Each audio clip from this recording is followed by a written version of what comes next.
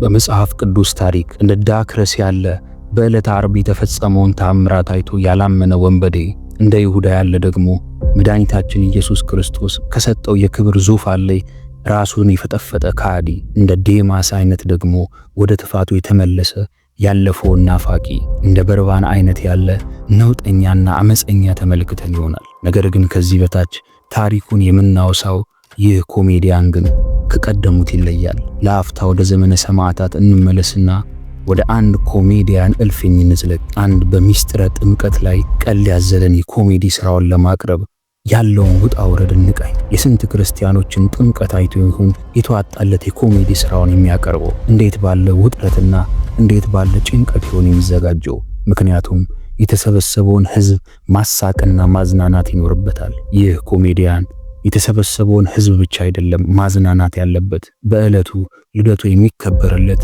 ጁሊያን ቄሳርንም ጭምር እንጂ።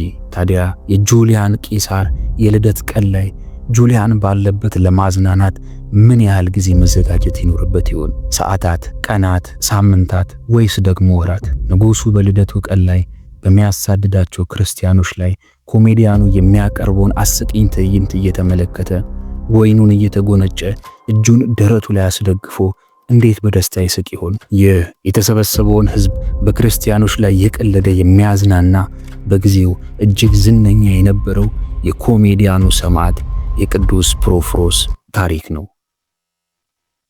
ክቡራትና ክቡራን ውድ የአረቦን ሚዲያ ተከታታዮች፣ በአጭር ጊዜ ቆይታችን ላደረጋችሁልን ድጋፍ በእግዚአብሔር ስም እናመሰግናለን።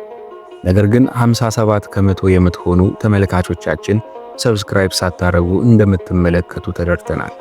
አሁንም ሰብስክራይብ በማድረግ የደወል ምልክቱን በመጫን አገልግሎቱን ትደግፉ ዘንድ በልዑል እግዚአብሔር ስም እናሳስባለን። እስከ ፍጻሜው ድረስ አብራችሁን ቆዩ።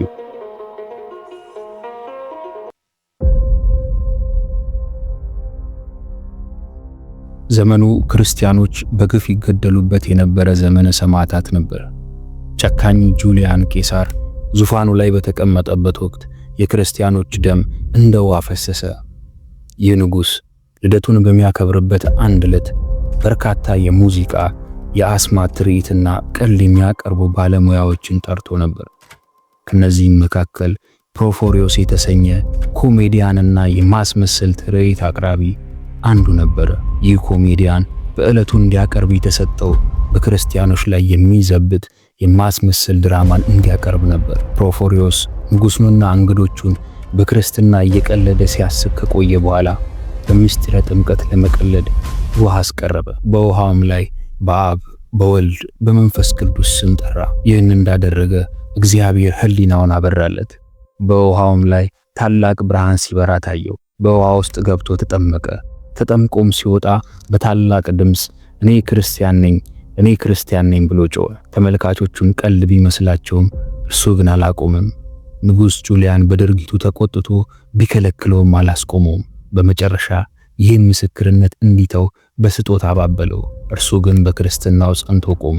በንጉሱ ትእዛዝም አንገቱ ተቀልቶ በሰማዕትነት አረፈ። ከዚህ ቅዱስ ሰማዕት በረከት ያድለን፣ ይቆየን።